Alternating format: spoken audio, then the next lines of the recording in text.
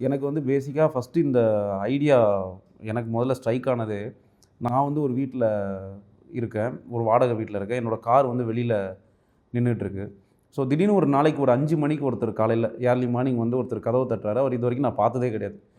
Sir உங்க car வெளில நிக்குதுல்ல, அந்த கார மட்டும் கொஞ்சம் வேற இடத்துல வந்து விடணும்னாங்க. சரி நான் வெளில நிக்கிறது அவங்களுக்கு ஏதோ ரொம்ப இடைஞ்சலா இருக்கு போட்டுருக்குன்னு சொல்லிட்டு நான் வந்தேன். அவர் எடுத்துட்டு என்ன ஒரு 2 தெரு தள்ளி ஒரு வீட்டுக்கு கூட்டு போறாரு.